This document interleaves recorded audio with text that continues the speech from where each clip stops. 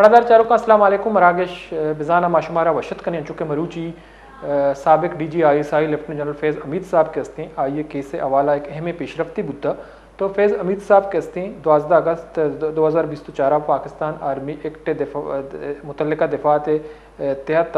आई खिलाफा field journal court martial कार्रवाई बिंदात कनक बुता 16 माह इसे कार्रवाई चलेता ये अमल बरजा बुता मरूची 11 दिसंबर 2025 सबक DGISI लेफ्टिनेंट जनरल फैज़ अमीदा 14 साल कैद बामुशक्कत सज़ा दियक बुता तो ये सज़ा के हस्ते या फैज़ अमीद साहब DGISI सबक DGISI साहब केस के हस्ते इसे नोयत चिंच मुख्तलिफ माजिया अमा फ़ौजी सरबराहान या फ़ौजी क़यादत या फ़ौजी अफसरान के हस्ता आना सज़ा दियक बुता मैं हवाला में पुत्रान कनी वही हवाला में गिनने के ISPRM ये केस तफसीलात जारी को तक तो आई कुछ अमी बुता के 5 माह ये अमल जारी बुता मुलज़िम के खिलाफ 4 इल्ज़ाम सर कार्रवाई कनक बुता तो इल्ज़ाम सियासी सरगर्मियाँ मुलवस बुआ ऑफिशियल सीक्रेट एक्ट खिलाफ वर्जी इख्तियार तो सरकारी वसाइल के स्थानी गलत इस्तेमाल मुतल्लिका मरदमा नाजायज़ नुकसान दियक आवारा तो ISPR ये हम वाज़े को था कि तवील और मेहनत तलब कानूनी कार्रवाई पद मुलज़िमा दुरुस्त राइट्स दिया बुतगा के वती दिफा वती वकील वती टीम अमराइया बेका और मुलज़िम सियासी अनासर मिली बगा तो सियासी अफरा तफरी और अदम इस्तेकाम में मामलात के हस्ते अंगता चारक बुआगा तो फैज़ अमीद साहब के खिलाफा फील्ड मार्शल कार्रवाई पद सज़ा ये 14 साल दियक बुता तो आई खिला पाकिस्तान आर्मी एक्ट दफात तहत मुनासिब इंजबाती कार्रवाई के हस्ते बिंदात कनक बुता तो अगर चारक भी तो फैज़ अमीद साहब के हस्ते सबक DGISI बुता या हेमे ओदई के बाज़ें मामला मुल्क के सिक्योरिटी सूरत आला चारी चूँकि माजिया मदिस्ता के चीज़ें सबक DGISI खासतौर पर लेफ्टिनेंट जनरल जावेद इकबाल या सबक DGISI असद दुर्रानी साहब के हस्ते चूँकि आइया मदिस्ता एक इंडियन ये गुमा होती counter part India counter part गुमा किताबी निवेश तक होता तो आइए खिलाफा केसेस के हस्ते चले तक बल ए फैज़ अमीद साहब ये केस के हस्ते ये नौयत बाज़ अलग है तो मरूजी में मिश्रा का पुत्रान करने के आया एक तासुरी मौजूद है कि मुल्क का सिर्फ सियासी क़यादत के हस्ते सज़ा दी या जेला रवा या आहानी खिलाफा कार्रवाई कनक भी इवन आहाना पानसी हम देख भी भले अस्करी क़यादत के हस्ते आइना पेशी हुई थी इख्तियारात गलत इस्तेमाल का ऑफिशियल एक्ट के खिलाफ वर्जी का तो आइयारा छोड़ी सज़ा न रसी तो ये तासुर के हस्ते ये मरूची की केसा पच्चे बड़ा मुख्तलिफ भी चूँकि सियासी सरगर्मियाँ ये मुलवस गफदीमात का तो फैज़ अमीद साहब के हस्ते ये हम मौक़िफ़ हमेशा के PTI को बाज़ नज़दीक बुता हमेश का इमरान खान ने वजह चाहिए सज़ा रस्ता चूँकि सबक वज़ीर आज़म नवाज शरीफ साहब वस्ती चीज़ रोचा पेसर एक प्रेस ब्रीफिंग या गुश्तगा के आम मरदम के यहाँ इमरान खान देमा आवरता हुकूमत दाता तो दुरुस्तानी खिलाफा के हस्ते कार्रवाई कनक आया ये इशारा के हस्ते फैज़ अमीद ने मगा बुता है सबक आर्मी चीफ ने मगा बुता हमेशा सारा गपुत्रान का नहीं उधर लाइन सारा मेगन में मौजूद नहीं आसिफ बशीर चौधरी साहब सीनियर सहाफ़ी तजिया कार इस्लामाबाद आई गए गपुत्रान का नहीं अस्सलाम वालेकुम आसिफ बशीर चौधरी साहब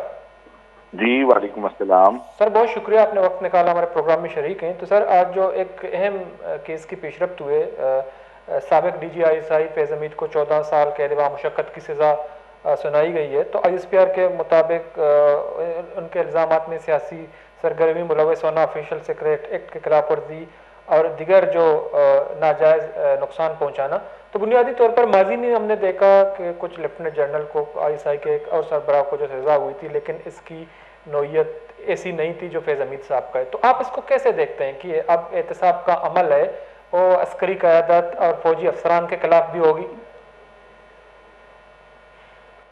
जी मैं इसको एक खुश आइंद अमल समझता हूँ। इससे पहले इन चार्जेस में कि सियासी सरगर्मियों में मुलव्वस होने पे इख्तियारात के नजायज़ इस्तेमाल पे ऑफिशियल सीक्रेट एक्ट पे इनके तहत कभी लेफ्टिनेंट जनरल का बिलखसूस और बाकी फौजियों का बिलउमूम ना तो ट्रायल हुआ ना ही कभी सजा हुई। और सबसे बड़ी जो सजा जो जनरल परवेज मुशर्रफ को हुई वो भी आइन तोड़ने पे थी लेकिन वो एग्जीक्यूट नहीं हो सकी। तो मैं समझता हूँ कि ये एक ऐसा अमल है शुरू हुआ है पाकिस्तान में जिससे एहतसाब होगा। और आज जो लोग ओहदों पर बैठे हुए हैं वो भी अपने इख्तियारात को मिस यूज करते हुए ये बात जरूर ध्यान में रखेंगे कि हो सकता है कि कल उनके खिलाफ भी ट्रायल हो और उन्हें भी अपने अमाल के लिए जवाबदेह होना पड़ सकता है। जी तो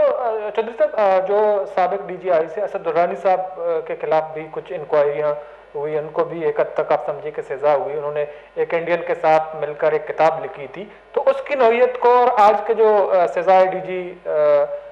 साबिक DGI फैज हमीद का, इसको आप कैसे जो है इसका मवाजना कैसे करते हैं?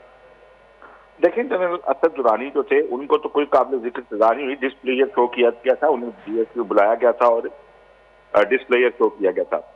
यहाँ पे तो जनरल मुजफ्फर जो थे और उनके जो बाकी रुफका थे जिनके ऊपर करप्शन के इल्जाम थे, नैब का मुकदमा था,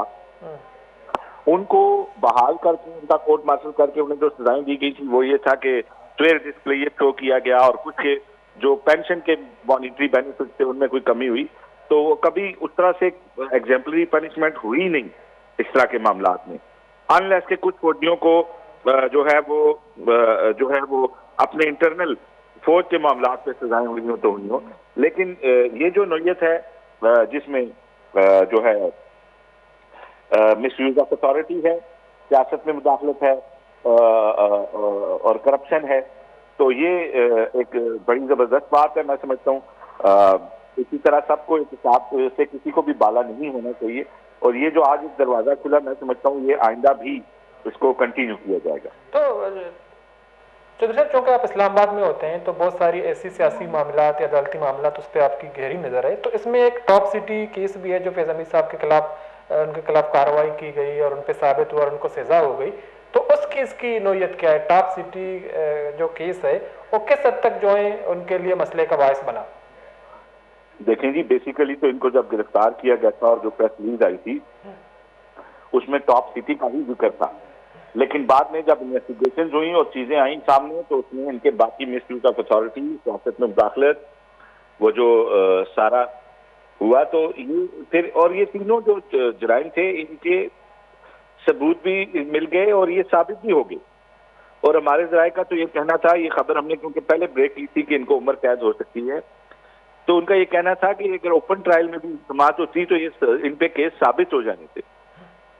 तो ये जो सजा हुई है ये कोई वहीदा क्यास नहीं थी, सिर्फ ये गुमान था कि शायद लेफ्टिनेंट जनरल जो है उनको सजा नहीं होती इस तरह के मामलात में, तो इस बात पे बात लोग खदशा जाहिर करते थे। लेकिन जो सजा हुई है उसमें तो कोई शुबा नहीं है कि एक वक्त में फैज हमीद आल इनाल के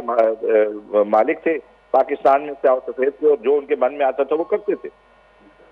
तो मैं ये समझता हूँ कि ये एक अच्छी रिवायत डली है और मैं समझता हूँ इसको आगे भी चलना चाहिए। और जो लोग अपने आइन को वायलेट करें या ऑफिशियल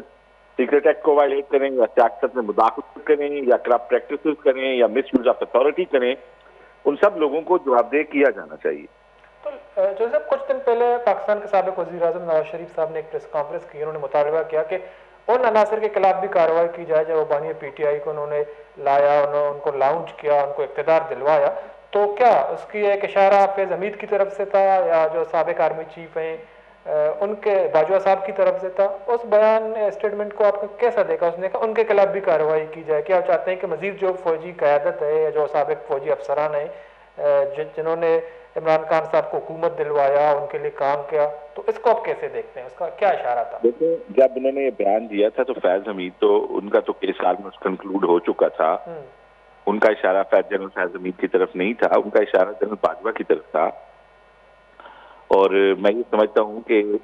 जब फौज के ओथ में लिखा हुआ है कि वो सियासत में मुदाखलत नहीं कर सकते, जब एक कैडेट पास आउट होता है तो उसके बाद जो लोग सियासत में मुदाखलत करते हैं उनको एग्जाम्पलरी उनकी पनिशमेंट होनी चाहिए। और जनरल फैज हमीद से इसकी इब्तिदा हुई है तो ये नहीं सोचना चाहिए कि किसी का रैंक क्या है, ये देखना चाहिए कि क्राइम किया या नहीं किया। और जनरल बाजवा ने अगर पॉलिटिकल इंजीनियरिंग में मुलविस रहे हैं तो बिल्कुल उनका हिसाब होना चाहिए, इसमें तो कोई राय नहीं है दूसरी के। उनका कोई ऐसा पाकिस्तान में कहाँ लिखा हुआ है कि कौन से रैंक पे आप चले जाएं तो जो है वो आप पे कोई केस नहीं हो सकता। ये तो अभी 27वीं आईनी तरमीम में हमने दो को जो है वो बख्शा है, लेकिन माजी के जो इनके ऊपर आपको पता है कि जो भी कानून बनते हैं उनका इतलाक माजी के ऊपर नहीं होता। 27वीं आईनी तरमीम पास होने से पहले तो किसी को कोई इस्तिस्ना नहीं था इस नौयत का, लाइफ फॉर लाइफ का। ठीक है, और जो बाकी इस्तेस्ना होता था वो फौजदारी मुकदमात में था, और वो सदर पाकिस्तान का था जो गोरे के जमाने से आ रहा था, वाइसराय को होता था। तो मैं नहीं समझता, और ये भी हम तो इस कानून को भी गलत समझते हैं कि जो अभी टाइटल 9 तरमीम में हमने बनाया, या आपने उहदों को लाइफ इस्तेस्ना दे दिया, सिर्फ उहदों को नहीं बल्कि शख्सियात को दे दिया। तो लेकिन क्योंकि जनरल बाजवा को इस तरह का कोई इस्तेस्ना हासिल नहीं है, और अगर वो मुलव्वस नहीं है, तो बिल्कुल उनके साथ भी इंसाफ के तहत कार्रवाई होनी चाहिए। तो लेकिन जब से हमने ये भी देखा कि अक्सर हमारे सियासतदान या सियासी कायदीन ये ततासुर देते हैं कि सिर्फ जो सियासी सरबराहान हैं, जो सियासी क़यादत है, उनको सज़ा हो सकती है, जेल हो सकती है, फांसी हो सकती है, लेकिन अस्करी क़यादत के खिलाफ कार्रवाई नहीं होती। तो ये जो आज की सज़ा है एक आला फौजी अफसर के खिलाफ, क्या अब ये तासुर ख़त्म होगा कि मुल्क में जो एहतसाब है वो सिर्फ सियासतदानों के लिए नहीं है बल्कि अस्करी क़यादत भी इनके खिलाफ भी होता है? जी, मैं इसीलिए तो इसको वेलकम कर रहा हूँ कि ये पहली दफा हुआ है कि सियासत में मुलव्वस होने पे किसी को सजा हुई है। और मैं समझता हूँ कि अगर ओत में भी है और नहीं होना चाहिए, तो फिर ऐसे तमाम लोगों को सजा होनी चाहिए जो अपने ओत की खिलाफ वर्जी करें, जो आइन की खिलाफ वर्जी करें, जो कानून को तोड़ें। और जनरल फैज हमीद से अगर इसकी सजा हुई है तो इसमें कोई शुबा भी नहीं है कि उन्होंने भी जो है वो अपने दौर में, अगर ये कहा जाए कि अंत मचा के रखी हुई थी, तो इसमें कोई शुबा नहीं है। बल्कि रिटायरमेंट के बाद भी वो सियासी सरगर्मियों में मुलव्वस रहे, जो 2 साल तक पाबंदी होती है, तो वो तो ड्यूरिंग जॉब भी यही काम करते रहे। तो मैं ये समझता हूँ कि एक अच्छी रिवायत पड़ी है और इसको हमें वेलकम करना चाहिए। और फौज का जो सियासी किरदार, अगर कोई जर्नल इसको तोड़ता है आइन को, तो उसको बिल्कुल सजा होनी चाहिए। बिल्कुल। तो सर आपसे आखिरी सवाल ये है, चूँकि एक पीटीआई का एक मौक़िफ़ है कि जो इमरान खान के करीब होने की वजह से उनको ये सज़ा दी जा रही है, तो पीटीआई जो है जनरल फैज़ हमीद के खिलाफ जो सबूत और शवाहिद सामने आए उन्हीं के तहत उनको सज़ा हुई है, लेकिन पीटीआई जो है उनको क्यों सपोर्ट कर रहा है? जो पीटीआई के बड़े बड़े सपोर्टर हैं तो इस केस को अलग नौयत से देखते हैं। देखें, पीटीआई जब ये कहती है कि हमारे नजदीक होने से सजा हुई है, तो इसका मतलब है कि वो तो एडमिट कर रहे हैं इस जुर्म को कि वो सियासत में मुलव्वस थे। जनरल फैज हमीद हो या जनरल टिका हो, किसी जनरल का क्या काम है सियासतदानों के करीब या दूर होने का? उनका काम है प्रोफेशनल अपनी जॉब करना। अगर फैज हमीद किसी सियासतदान के करीब थे, तो इसका मतलब है ये तो फिर एडमिटेड फैक्ट हो गया कि वो सियासत में मुलव्वस थे। अगर वो किसी के करीब थे तो फिर किसी से दूर भी थे, तो उनका तो ये जॉब ही नहीं था कि किसी के करीब हो या किसी से दूर हो। अगर वो किसी के करीब रहे और सजा हुई, तो पीटीआई के मौकफ में आप इस पे क्या कहा जा सकता है? इसका मतलब है कि पीटीआई भी कसूरवार है। पीटीआई को डिस्करेज करना चाहिए था सियासतदान। अगर आज वो कहते हैं सियासतदानों, अगर जर्नैलों को सियासत में मुलव्वस नहीं होना चाहिए, और साथ वो कहते हैं फलाना हमारे करीब था, तो इसका मतलब है वो एडमिट कर रहे हैं कि वो खुद ये काम करते रहे जिसकी आज वो मुखालफत करते हैं। जर्नैलों को करीब करना उन सियासतदानों की निशानी है जो कमजोर हैं। जिन लोगों को अवाम के वोट पे एतमाद है, उन्हें जर्नैलों को करीब करने के बजाय अवाम को करीब करना चाहिए। और जब वो ये कहते हैं कि जनरल फैज हमीद हमारे करीब थे, तो ये एडमिशन है इस चीज का कि उन्होंने किस ताकत के सहारे पे हुकूमत की, और आज जो वो कह रहे हैं दूसरे लोगों को, फिर वो भी गलत साबित हो जाता है। ठीक है, बहुत बहुत शुक्रिया आसिफ बशीर चौधरी साहब, सीनियर साहब तजियाकार, टाइम निकाला और प्रोग्राम में शरीक रहे। मरदाचार को आसिफ बशीर चौधरी साहब इस्लामाबाद में अमरादारी करेगा, तो आई कुछ हमेशा के एक मजन पेशरफ थी, तो एक केसा पेशरफ बुता वस्तगे 5 माह कोर्ट मार्शल ये अमल के हस्ते जारी बुता और मुलजम खिलाफा 4 इल्ज़ाम सरा कार्रवाई कनक बुता चूँकि सबक टीजी आईएसआई के हस्ते तो पाकिस्तान तारीख अवली रंदा एक ए नोयत केस के हस्ते एक सबक लेफ्टिनेंट जनरल या सजा बुता, तो ISPR तफसीलात जारी कुतगा, तो गोशक हमें बुता के सेक्शन 92 कुजाम फौजी अफसर ये रिटायरमेंट 6 माह पद अगा आइए खिलाफा कुजाम इल्ज़ाम भी तो आइए खिलाफा कोर्ट मार्शल कार्रवाई बुतनका भले आर्मी एक्ट सेक्शन CO कर चल लाचा आइए मुस्तस्ना हासिल आर्मी एक्ट सेक्शन CO का फौजी अफसर एहलकार के हस्ता आम बगावत करना इनके बाबत हैं, और सेक्शन चल के हस्ते माली बदनवानी और फ्राड ज़मरा कहते हैं। तो बुनियादी तौर मगिंदे के एक केसा आइए सजा बुता, तो ISPR ये हम गोश्ता के आइया ये अकदी एक बुता के आवती कानूनी टीम अमराइया एक वती दफा बिका, तो वस्त के 16 माह के हस्ते एक केस चलता, तो आइया वती इख्तियारात हम इस्तेमाल को तगम चूँकि सरा सजा साबित बुता आई सरा केस साबित बुतगा इल्ज़ाम साबित बुतगा और पमेश का ये 4 साल सजा दिया बुता, तो ISPR इल्ज़ामात के हस्ते सियासी सरगर्मियाँ मुलविस बुआ ऑफिशल एक्ट खिलाफ वर्जी इख्तियारात सरकारी वसाइल गलत इस्तेमाल मुतल्लिका अफराद के हस्ता आना नुकसान पहुँचाइन या नुकसान दिया आवारा। तो बुनियादी तौर पर गिनने के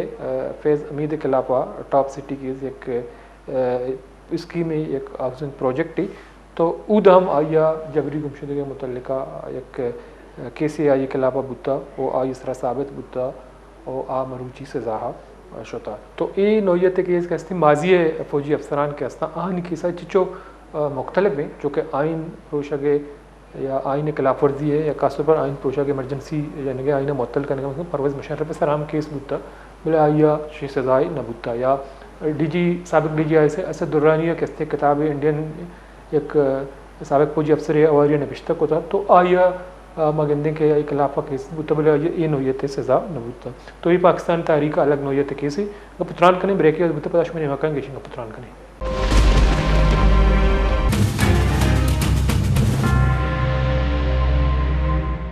मगर चारों का ब्रेकअप पर मशमर वशत करने चुका पुत्रान कन गए फैज़ अमीद साहब सज़ा हवाला साबिक DG आई सही 4 साल के दिबा मुशक्कत सज़ा इश्का है बुता जाहिद इश्कोरी साहब सीनियर तज्जियाकार सहाफ़ी में मददारी करने गेशिंग पुत्रान कने। अस्सलाम वालेकुम जाहिद साहब। जी सलाम जी, बहुत शुक्रिया सर आपने टाइम निकाला और प्रोग्राम में शरीक की। तो सर ये जो आज की सज़ा है साबिक DG ISI लेफ्टिनेंट जनरल फैज़ अमीद की तो बुनियादी तौर पर हमने देखा कि ये कोर्ट मार्शल का ये अमल 15 माह तक जारी रहा। मुलज़िम के खिलाफ 4 इल्ज़ाम पर कार्रवाई की गई। साबित होने पर आज उनको 14 साल कैद व मुशक्कत की सज़ा सुनाई गई है। माजी में हम देखा आइन तोड़ने पर भी जर्नलों को सज़ा हुई है, लेकिन जो असद दुर्रानी साहब है साबिक DG उन्होंने एक इंडियन के साथ मिलकर एक किताब लिखी, उस पर भी इस केस की नोयत को आप कैसे देखते हैं माजी के जर्नलों के केस से? जी ये एक यूनिक केस है जो रिसेंटली किसी भी पाकिस्तान के साबिक DG ISI जो लेफ्टिनेंट जनरल रहे हों उनका ये बड़ा लेंथी ट्रायल हुआ है। आपको मालूम ही है कम से कम 17 महीने का ये ट्रायल था देखा जाए तो, और ये इतना कॉम्प्लिकेटेड था कि इस पे काफ़ी प्रोसीडिंग्स हुई, इंक्वायरी हुई, इन्वेस्टिगेशन हुई और अभी भी ये मामला ख़त्म नहीं हुआ। 4 ग्राउंड्स पर इन्वेस्टिगेशन हुई, ट्रायल हुआ, जिसमें एक तो उनके ओहदे का गलत इस्तेमाल है, दूसरा सरकारी जो अमलाक हैं या ख़जाना है या सरकार की जो एसेट्स हैं, रिसोर्स है, उसको गलत इस्तेमाल करने का इल्ज़ाम है, सियासी मदाखलत है। तो ये मल्टी प्रॉन्ग्ड एलिगेशन थे जो साबित हुए, जिसकी बुनियाद पर ये पनिशमेंट शुरू हुई है 14 साल की और आज से ही इसका आगाज़ हुआ है। तो ये पहले पाकिस्तान की रिसेंट हिस्ट्री में ऐसे लेफ्टिनेंट जनरल हैं जिसको इन चार्जेस की बुनियाद पर सज़ा मिली है। इससे पहले होती रही है, अगर आप देखें लेफ्टिनेंट जनरल जावेद इकबाल को सज़ा हुई थी 14 साल की, वो मुख्तलिफ नौइयत की थी, उन पर इल्ज़ामात थे कि उन्होंने हसास मालूमात शेयर की हैं। इसी तरह से जनरल दुरानी की आपने बात की जो पाकिस्तान के साबिक DG ISI थे, उन्होंने अपने एक काउंटर पार्ट जो इंडिया के थे उनके साथ मिलकर किताब लिखी थी, वो एक मुख्तलिफ नौइयत का उनका ट्रायल था। ये जो बाकायदा लेंथी इतना लंबा ट्रायल चला है ये पहला ऐसा केस है। इससे पहले भी एयर मार्शल एक 3 स्टार जनरल के बराबर होते हैं जवाद सईद, उनका भी एक ट्रायल हुआ जो शॉर्ट था 14 साल की, उनको भी सजा हुई, वो भी डिटेन है हाल का। तो ये इसके इम्प्लिकेशन बहुत ब्रॉडर हैं, बहुत हाई हैं पाकिस्तान के सियासी निज़ाम पर भी और जो मौजूदा सूरत हाल है 9 मई के वाक़यात और इलेक्शन के मामला। तो ये बड़ा एक यूनिक केस है जिसका फैसला आया है। तो गिशोर साहब हमने ये भी देखा कि माजी में एक तासुर रहा है कि सिर्फ पाकिस्तान में जो सियासतदान हैं, जो सियासी क़यादत है, उनको सज़ा होती है, उनको फांसी होती है, लेकिन जो फौजी क़यादत या आला अफसरान हैं उनको इस्तिस्ना हासिल है। तो इस केस अलग नौयत के केस के बाद आपको क्या लगता है कि आने वाले वक्तों में भी जो फौजी अफसरान हैं लेफ्टिनेंट जनरल लेवल के उनको भी सज़ा हो सकती है और अब सिर्फ सियासतदान जो हैं बदनवानी अपने इख्तियारात के गलत इस्तेमाल के हवाले से सज़ा पे नहीं जाएंगे बल्कि फौजी क़यादत भी जो हैं उनको सज़ा होगी? देखिए जो स्टेटमेंट रिलीज किया है पाकिस्तान के ISPR ने उससे लगता है कि the case is not over yet. अभी जो सियासी मदाखलत हैं उनकी वो इन्वेस्टिगेशन शायद जारी रहेगी जिसमें और लोगों के नाम आ सकते हैं। फॉर्मर पाकिस्तान के प्राइम मिनिस्टर इमरान खान हैं, या जिससे आपने लेफ्टिनेंट जनरल रिटायर्ड की बात की, एक या दूसरे ऐसे सिविलियन लोग जो जिनका एबेटिंग का इल्ज़ाम हो, या जो पॉलिटिकल एजिटेशन, ये बड़ा एक लफ्ज़ यूज़ किया गया है, जिनके सियासी लोगों को उकसाना, टीएलपी के जो धरना वगैरह था इस तरह की। तो ये ब्रॉडर जब इन्वेस्टिगेशन और इंक्वायरी उसमें जाएगी, डिटेल्स अभी रिलीज होना बाकी हैं, लेकिन इससे लगता है कि कुछ और लोग भी सामने आएंगे जो जिन पर एबेटिंग का इल्ज़ाम होगा या जनरल फैज़ जिनसे राब्ते में रहे होंगे। तो ये एक बड़ा मुश्किल केस लगता है आगे जाके भी। ठीक है, तो ईश्वर आप ज़्यादा वक्त नहीं लेंगे, तुम्हारा आपसे आखिरी सवाल ये है, चूँकि जब हमने देखा कि इमरान खान साहब वज़ीर आज़म थे, जो बाजवा साहब और आर्मी चीफ थे, इसी दौरान जो है डीजी आईएसआई थे जनरल फैज़ हमीद साहब, लेकिन इनको हटाया गया, कोर कमांडर पेशावर लगा दिया गया। तो उसके बाद हमने देखा कि हुकूमत और अस्करी क़यादत के दरमियान, पीटीआई और अस्करी क़यादत के दरमियान इख्तलाफ शुरू हो गई। बाद में उनके खिलाफ तहरीक अदम एतमाद लाया गया। तो ये कहा जा रहा था कि इमरान खान साहब जो है उनको आर्मी चीफ लगाना चाहते थे, तो ये सारा जो प्लान फ्लॉप हो गया और उसके बाद उन्होंने कबल वक्त रिटायरमेंट ले ली। तो इस तमाम मामला को आप कैसे देखते हैं? क्या इमरान खान इस वक्त जो है जेल में हैं, तो बहुत सारे मुकदमात का सामना है उनको, तो दूसरी तरफ जो है फैज़ हमीद साहब के हवाले से ये कहा जा रहा है कि इमरान खान करीब होने की वजह से इनको सज़ा मिल रही। तो इसको आप कैसे देखते हैं? देखिए, जिस मैंने आपको पहले बताया ना कि ये तमाम चीज़ें अब अंडर इंक्वायरी और इन्वेस्टिगेशन आएंगी, तो ये वो वाक़यात हैं जो आपने काउंट किए 2020 के बाद से, जिसमें उनका रोल है, उनके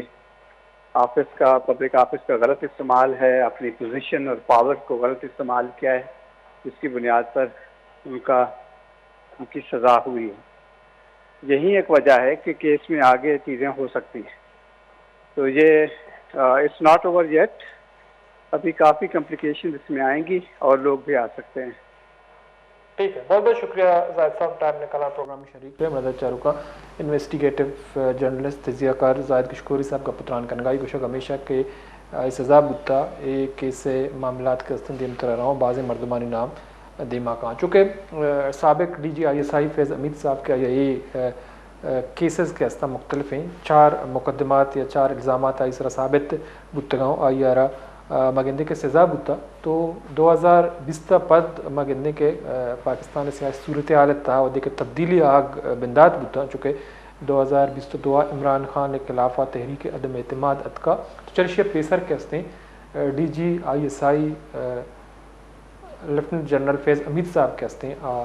ISI सरबरा बुता और आमी दौराना के हस्ते चौकदा दूर कनल और देखे कसी के हस्ते ISI DG ISI जनक बुता कोर कमांडर पेशावर तैनात कनक बुता। तो इमरान खान साहब के हस्ते ये बाज़ मुखालफत को था कि DG ISI उहदा सरा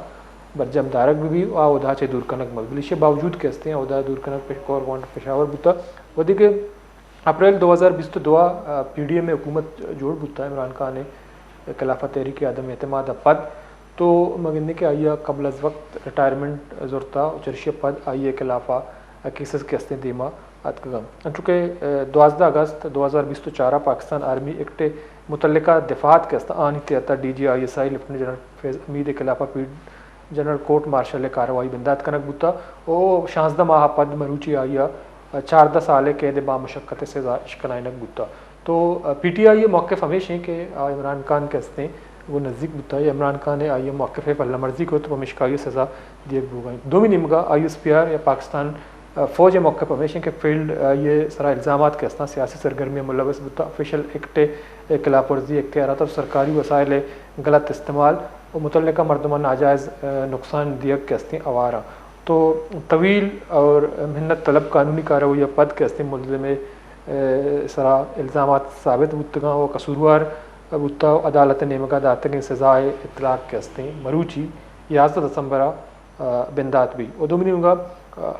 ISPR ए मौक़िफ़ हम धीमा होता कि फील्ड जनरल कोर्ट मार्शल तमाम दुरुस्ती कानूनी तकाजा के हस्ता मुलज़िम दिफा वास्ता वकील टीम मुंतखब कनक बुतगा आना कानूनी चारा जुई हकूक दियक बुता राइट दियक बुता और मुलज़िम सियासी अनासर के हस्ता को मिली भगत या सियासी अफरा तफरी अदम इस्तेकाम मामलात के हस्ता अलग चारक बुआगा। तो आइया गिश्ते हम सज़ा बुतका भले बुनियादी तौर मगंदे के या खेमे केस है टॉप सिटी केस या हाउसिंग स्कीम ये केस है तो आया उदा जबरी गुमशुदगी अवाल हम साबित बुता पमेश का आइए सजा बुता मर्दर चारों का ब्रेक की जरूर ब्रेक का पद पैदाश में मता साड़ी भी गेशिंग का पुत्रान कनी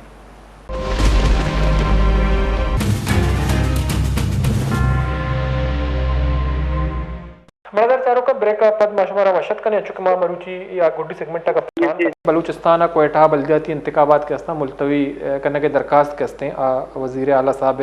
इलेक्शन कमीशन मुस्तरद को था गुश्ता के बल्दियाती इलेक्शन मुकर्ररा शेड्यूल मुताबिक 22 दिसंबर आबा चूँकि बलूचिस्तान ईद के ज़िला 6 साल पेसर माँ गिंदे के 6 साल सरजम हो गए इलेक्शन बुता भले कोयटा इलेक्शन ताकीर शिकारा वज़ीर आला साहब दरखास्त दाता कि मजीद ताखीर कनक बेवा ये जवाब हमें जोड़ कनक बुता के कोयटा मौसम सर्द अमनोमान सूरत हाल खराब है और 2 महीने मगा मल्लू के मजने के साथ सर्दी सब जो हस्ते लट डुबार को था इधर का था मेगुमन लाइन सर अमरादारी कर गए BNP सीनियर रहनुमा साबिक कोयटा सिटी नाजिम मीर मकबूल लेडी साहब आयम गेशिंग का पुत्रान कने अस्सलाम वालेकुम लेडी साहब। अल्लाह ने बहुत शुक्रिया सर आपने वक्त निकाला प्रोग्राम में शरीक है। बात कर रहे हैं कोयटा में बल्दियाती इलेक्शन के हवाले से चूँकि बलूचिस्तान के दीगर इलाकों में 3 साल पहले बल्दियाती इलेक्शन हुए थे कोयटा में ताखीर का शिकार है लेकिन वज़ीर आला साहब ने इलेक्शन कमीशन को दरखास्त दी है कि इलेक्शन नहीं हो सकते। उन्होंने जवाब अमन अमान की खराब सूरत हाल और जो शदीद सर्दी है कोयटा में ये बनाकर लेकिन इलेक्शन कमीशन ने इनको मुस्तरद कर दिया कि 28 दिसंबर को ही इलेक्शन हो गए। तो आप क्या समझते हैं कि कोयटा में बल्दियाती इलेक्शन ताकीर हैं ताकीर का शिकार है इसके बावजूद वज़ीर आला उनको ताकीर बनाना चाहती है? मैं आपको आवाज आ रहा है मेरा? जी जी आ रही है। बात यह कि इलेक्शन वज़ीर आला ने क्या एप्लीकेशन दी है मुझे तो इसका इल्म नहीं है जी लेकिन कोयटा के जो इलेक्शन है उसको होने चाहिए और काफी अच्छे से नहीं हो रहे। 2014 और 18 के बाद फिर कोई इलेक्शन नहीं हुआ है। वो इलेक्शन तो होने चाहिए लेकिन हमें हमारी तो एक पीरियड है वो कम रखा गया है यानी इसकी प्रोसीजर बहुत लंबा है जी। अभी ये इलेक्शन होंगे और इसके बाद जो है ना फिर लेबर वगैरह का इलेक्शन होगा फिर चेयरमैन यूनियन काउंसिल का होगा फिर यूनियन काउंसिल के चेयरमैन के बाद डिस्ट्रिक्ट के होंगे तो इसमें टाइम वक्त लगेगा। जो बल्दियाती खिदमत करने के लिए या लोग आए हैं काम करने के लिए उनके लिए मसला ये होगा। हम अभी इस वक्त बिल्कुल इलेक्शन में मैं तो आप दोस्तों की दुआओं से मैं अनअपोज हुआ हूँ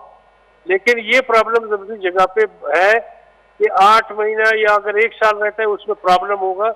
तो इलेक्शन कमीशन को चाहिए इस बारे में वो कोशिश करे कि इसका पीरियड 4 साल का होना चाहिए। ये हमें एक एतराज है बाकी हमें इलेक्शन पे तो कोई एतराज नहीं है इलेक्शन होना चाहिए। इलेक्शन बाकी वज़ीर आला साहब ने क्या दिया है उसका मुझे सही इल्म नहीं है। तो लेकिन मीर साहब जो वज़ीर आला का मौक़िफ़ था उन्होंने इलेक्शन कमीशन में जो दरखास्त जमा कर दी थी उनका कहना है कि जो लॉ एंड आर्डर की सूरत हाल है वो ख़राब है और कोयटा में इस वक्त मौसम शदीद सर्द है लोग नकल मकानी कर चुके हैं उनका जवाब ये था। तो आपको क्या लगता है कि इनका ये जवाब वैलिड है? शदीद सर्दी और जी दरअसल बात यह है कि इस वक्त जब सर्दी होता है तो जाहिर है आपको पता है बलूचिस्तान के लोग खासकर कोयटा के वो काफी माइग्रेट करते हैं कराची हब और यहाँ से डेरा मुराद जमाली सिब्बी वगैरह गर्म इलाकों के लिए जाते हैं और खासकर हमारे जो दही इलाके होते हैं सरियाब वगैरह ये शहर से ये माइग्रेट करते हैं इसमें तो कोई शक नहीं है ये लोग चले जाते हैं। और दूसरा लॉ एंड ऑर्डर का मसला तो अभी वो वज़ीर आला बता सकते हैं कि हमें तो रोज हमें प्रॉब्लम है नेट नहीं है और अपना तो फोन जो है ना वो वाईफाई नहीं है घरों में जो है ना हर चीज का मसला है लाइट का भी मसला है गैस का भी मसला है अभी तो काफी चीजें हो गई है ना। तो ये वज़ीर आला साहब जो है ना इनको हालात को सही करे ये लोग इनके पास सब कुछ है ये फिर हालात क्यों सही नहीं कर पा रहे हैं? तो मेरे साहब चूँकि आप सिटी नाज़िम यानी मेयर रहे हैं कोयटा शहर के तो कोयटा शहर की सूरत हाल को आपका अच्छी पता है आप कोयटा के रिहायशी हैं तो गुज़श्ता कई सालों से जो बल्दियाती सिस्टम ना होने की वजह से जो कोयटा शहर है वो किस हद तक जो है मुतासर है और किन मुश्किलात का सामना है और बल्दियाती सिस्टम का फ़ाल होना कितनी ज़रूरी है? बल्दियाती सिस्टम बहुत ज़रूरी है। कोयटा शहर में कुछ भी नहीं है एक एडमिनिस्ट्रेटर आके बैठता है उसका ताल्लुक कोयटा से तो है नहीं वो बाहर से आके बैठते हैं वो अपने सेक्रेटरी लोकल गवर्नमेंट है और चीफ मिनिस्टर है मिनिस्टर है अगर इनके साथ कोई आने वाले आम पब्लिक के साथ इनका कोई ताल्लुक ही नहीं होता, ना ये लोगों से मिलते हैं, ना वो बल्दिया के लिए कोई काम कर सकते हैं, ना उसको फॉलो कर सकते हैं, ना उनको बल्दियाती रूल्स पता है। और उसको ये भी पता नहीं है कि आजकल कोयटा में आप जाए, कोई एक बल्दिया जो कॉरपोरेशन है उसका एक जो है ना वो जो सर्टिफिकेट होता है बल्दिया का, वो किसी एक दुकानदार के पास जाके मुझे बताएं कि ये बल्दिया का लाइसेंस मौजूद है। यानी बल्दिया इतना यहाँ का उसका मयार गिर चुका है कि न सफाई है, न लोगों के लिए बेहतरी है, न लोग जो है ना कोई आपको ये वहाँ कोई अवामी नुमाइंदा ना कोई जाता है, ना उनको कोई लिफ्ट है। तो जाहिर है वो एक एडमिनिस्ट्रेटर है और स्टाफ है, ये फंड कहाँ खर्च होते हैं, किधर होते हैं। अभी अगर हम मेयर हैं या नाज़िम है, हम सीटों से उतरते हैं तो हजारों केस हमारे खिलाफ हो जाते हैं, जो कि ऐसे बराए नाम। ये इतने एडमिनिस्ट्रेटर गए हैं, इन्होंने अरबों रुपए के फंड है, इन्होंने कौन से इलाके में किस इलाके में कोई डेवलपमेंट का काम किया है। लेकिन फिर भी ये कह रहे कोयटा ठीक है, हम तो कहते कोयटा ठीक नहीं है। कोयटा के लोग सफर कर रहे हैं, सफाई का नाकिस निज़ाम है, सफाई नहीं है। उसके बाद जो है आपका जो सैनिटेशन शहर में होता है, ब्यूटिफिकेशन होता है, ये तमाम चीजें, ये सब चीजें मुतासर है। सिर्फ इसलिए मुतासर है कि बल्दियाती नुमाइंदे और लोग वो लोग जो इस मामले में दिलचस्पी रखते हैं या एक्सपीरियंस लोग हैं, उनको मौका ही नहीं दिया जाता कि वो आ जाए। तो ये एक सरकारी ऑफिसर इस मामले को ठीक नहीं कर सकता, बल्कि ये हमेशा ऐसे ही और मजीद गंदा होगा, अच्छा नहीं होगा। तो मेरे साहब दूसरी तरफ हम देखें तो जो इलेक्शन होते हैं, चाहे जनरल इलेक्शन हो, बल्दियाती इलेक्शन, उस पर तो सवालात उठते हैं, आपकी जमात को भी तहफ़्फ़ुज़ात हैं, आप भी जनरल इलेक्शन लड़ चुके हैं, बल्दियाती इलेक्शन में भी हिस्सा ले चुके हैं। तो बुनियादी तौर पर जब इलेक्शन होंगे हम देखते हैं कि जो सियासी जमातें हैं, जो हकीकी सियासी जमातें हैं, उनके तहफ़्फ़ुज़ात सामने आते हैं। अगर वही इलेक्शन बल्दियाती इलेक्शन उसी तरह होंगे जो जनरल इलेक्शन हुए थे, सरियाब में ऐसे लोग जिनको लाया गया था उनका ताल्लुक ही नहीं है, तो अगर इलेक्शन बल्दियाती इलेक्शन 28 दिसंबर को होंगे तो इलेक्शन उसी तरह होंगे जो 2024 फरवरी को हुए थे, तो फिर अवाम को क्या मिलेगा, क्या खुशहाली और तरक्की होगी कोयटा शहर में? तो क्या अवाम को मिलेगा? उससे बेहतर है फिर इलेक्शन ही ना करें। अगर इस लेवल तक भी आ सकते हैं ये लोग कि बल्दियात के जो है काउंसलर को भी वो कहते हैं कि ये ना आए, वो लोग आए जो हम चाहेंगे, या वो चेयरमैन आए हम चाहें, या मेयर उनकी मर्जी की हो, तो फिर इससे बेहतर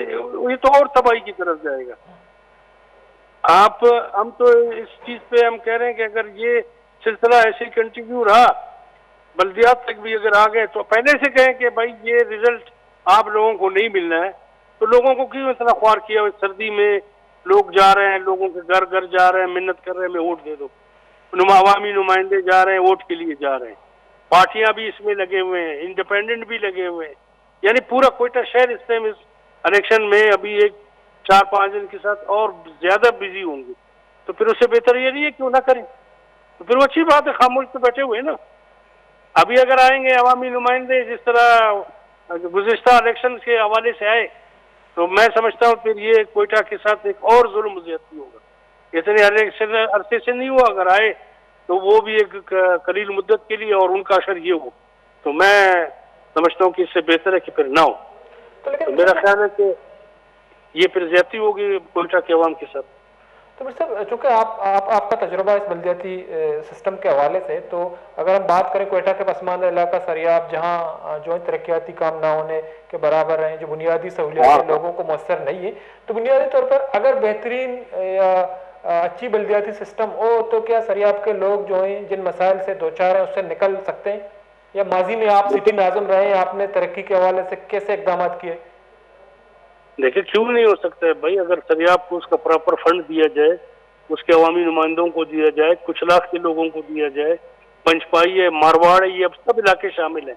अन्ना है, नवा खिल्ली है, ये सारे इलाके मुतासर इलाके हैं और सरियाब सबसे ज्यादा मुतासर है, इसमें कोई शक नहीं। तो उसकी बात यह है कि अगर आप उसको फंड देंगे, प्रॉपर लोग होंगे, उसकी मॉनिटरिंग होगी और आप उसकी सैनिटेशन सिस्टम को सही करेंगे, वरना ये जो मौजूदा बल्दियाती फंड वगैरह है, ये तो सिवाय खाने पीने का तो अभी कुछ भी नहीं हो रहा है। इस फंडों से ये 2-4 अरब रुपए से कोयटा शहर नहीं बन सकता। कोयटा शहर के 4 रोडों के लिए इस टाइम 30 अरब रुपए से ऊपर खर्च हो रहे हैं, जो अभी तक कंप्लीट नहीं है। सरियाब रोड है और न्यू शावानी लिंक रोड है और शहर में इंस्कम रोड को बना रहे हैं और जेंट रोड बनाया गया, ये अरबों रुपए इसके खर्च हुए। तो एक अगर 4 आप स्ट्रीट्स के लिए 4 रोडों के लिए 30 अरब रुपए से ऊपर आप खर्च कर रहे हैं, और फिर पूरा कोयटा शहर को आप ये तवक्को रखेंगे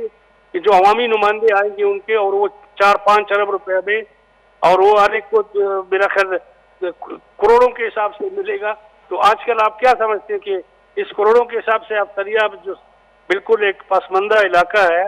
उसमें सैनिटेशन की जरूरत है, रोड का जरूरत है, इंफ्रास्ट्रक्चर को बेहतर करने की जरूरत है, शहर को बहुत ज्यादा जरूरत है। शहर काफी बिगड़ा हुआ है, जैसा देबा है, आपका शालदरा है, पश्तूनाबाद है, ये आपका जो है अपना सफदर रोड है, ये इलाके तो बहुत मुतासिर हैं, इधर तो कोई गया नहीं है। ये अगर जाएंगे तो आप देखेंगे कि वहाँ पे ये तो कोयटा में बेहतरी है कि पानी नेचुरल तौर पे निकल जाता है, वरना ये हर जगह ऐसा होता कि पूरा हैदराबाद और सिंध ये बन जाता। इन चीजों के लिए पैसे चाहिए, कौंसलर तो आएंगे, लोग भी आएंगे इंशाल्लाह, अच्छे लोग भी हैं, जो उनका विजन होगा जो उसको संभालेगा तो वो बनेगा, लेकिन फंड तो चाहिए उसके लिए। कौंसलर अपने जेब से कहाँ दिला? तो लेकिन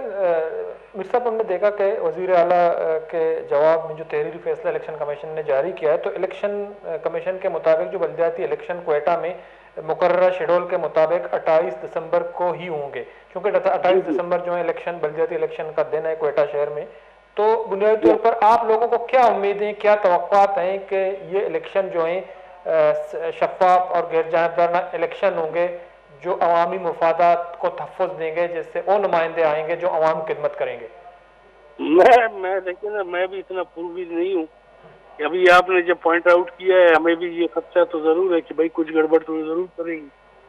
लेकिन क्योंकि लोग इतने काफी मामले में इन्वॉल्व है, इसको जो है ना थोड़ा घर घर काउंसलर का इलेक्शन होगा, फिर रिजल्ट चेंज करना या एमपीए का रिजल्ट चेंज हो सकता है, काउंसलर रिजल्ट चेंज करने में क्या प्रॉब्लम हो सकता है? वो तो मैं उसमें मैं कोई कमिट्स अगर दे दूं अच्छी बात नहीं है। बहरहाल ये खतरा तो पाकिस्तान के सियासी इलेक्शन के हवाले से बहुत ज्यादा वो है, मौजूद है, उस चीज को तो बंदा इग्नोर ना करे ना। और मैं आज कहूँ कि जी फेयर होगा, कल उसका रिजल्ट दूसरा निकले। फिलहाल तो कुछ चल रहा है, फिलहाल कोई ऐसी बात नहीं है, लेकिन इलेक्शन डे और रिजल्ट की जो नोटिफिकेशन होना है उसमें क्या होगा वो हमें देखना है। ठीक है, बहुत बहुत शुक्रिया मीर मकबूल लहड़ी साहब, साबिक सिटी नाज़म और BNP के सीनियर रहनुमा, अपना टाइम निकल प्रोग्राम में शरीक मजा चारुका। मकबूल लहड़ी साहब साबिक मेयर कोयटा का पुत्रान कनगा, चूँकि कोयटा बल्दियाती इलेक्शन के हस्ते इंतहाई ताकीर शिकार बलूचिस्तान ईद के ज़िला 6 साल पेसर के हस्ते आ इंतखाब बल्दियाती इलेक्शन बुतगा वो आहनी मुद्दत कतम बुगा सिर्फ 9 माह पशकप्ता। तो नू कोयटा के हस्ते इलेक्शन कमीशन ने नेमका 28 दिसंबर तारीख दिया बुतबले एशिया चे यक रोचे पेसर मद इस तक वज़ीर आला बलूचिस्तान के हस्ते आइया इंतखाबात बल्दियाती इंतखाबात कोयटा मुलतवी करने गए दरखास्त जमा को इलेक्शन कमीशन, तो इलेक्शन कमीशन ने दरखास्त मुस्तरद को और ये पैगाम दाता या मौक़िफ़ दाता कि 28 दिसंबर इलेक्शन बा और इलेक्शन ने रोज के हस्ते बदल कनक नबी बुनियादी तौर वज़ीर आला साहब ने मौक़िफ़ इख्तियार करना बुता कि लॉ एंड आर्डर नाजुक सूरत हाल इंटरनेट सर्विस के हस्ते आई मुअत्तल बुआ को 2 महीने सारथी सबा कोयटा मल्लुका माइग्रेट कोता या नकल मकानी कोता, तो पमेश का मुद्दत सिर्फ 9 माह पशकप्ता तो बा इलेक्शन के हस्ते मुलतवी कनक बन, तो इंतजाम के हस्ते मुकम्मल ना भले इलेक्शन कमीशन ने मौक़िफ़ के हस्ते देमात का आया 28 दिसंबर 22 दिसंबर इलेक्शन रोज करार दाता। और दोगनी मुंगा ये गिंदगाएं कोयटा बलूचिस्तान एक कैपिटल है, इसे अच्छी बुनियादी वजह है कि 6 साल पेसर बलूचिस्तान इधर डिस्ट्रिक्ट्स के हस्ता बल्दियाती इलेक्शन बुतगा और कोयटा बल्दियाती इलेक्शन परचा ताकीर शिकार है, चूँकि कोयटा या मजने शहर कराची कोयटा या लाहौर या देखे जाके उदा बल्दियाती सिस्टम ये बड़ा गैरफाल भी बल्दियाती नुमाइंदा नबन, तो उदा तरक्याती अमल चूँ भी चूँकि शहर के हस्ता आवती यूनियन कौंसल या आवती दमगा तरक्याती कार अमा वद्दा कुत कना या मल्लू के बुनियादी सहूलियात अमा वद्दा दात कना मसला हल कुत कना वद्दी के उदा बल्दियाती सिस्टम भी अब बल्दियाती सिस्टम फ़हाल भी, तो ये बल्दियाती सिस्टम ये अद्दा गैर फ़हाल है कि उदा 6 साल वस्ता अंगता इलेक्शन न बाउचरशिया पेसर मद इस तक मजनी गए पे अतका 6 साल अपत बलूचिस्तान है इधर दमगा इलेक्शन बुता इलेक्शन 6 साल वस्ता 9 माह एक मुद्दती पश करता बल्कि मगंदे के बल्दियाती अदारा नबुआ के बराबर। तो कोयटा शहर बल्दियाती सिस्टम नहीं उसके बावजूद के में वज़ीर आला साहब लुटगाएँ के इलेक्शन मजीद मुलतवी कनक बीमारी जवाज़ लॉ एंड आर्डर है मोबाइल फ़ोन नेटवर्क के बंदिशें और लॉ एंड आर्डर है अबेद सख्त मौसम है तो ये हालत यानी तो का इलेक्शन नबा तो कोयटा शहर के हस्तियाँ मजीद पुश्ता रोज डेवलपमेंट खुशहाली तरक्की के नबो के बराबर भी उम्मीद का मराशा तो पास लास्पुतन अलता बलोच रजा भी दिए अल्लाह बाउट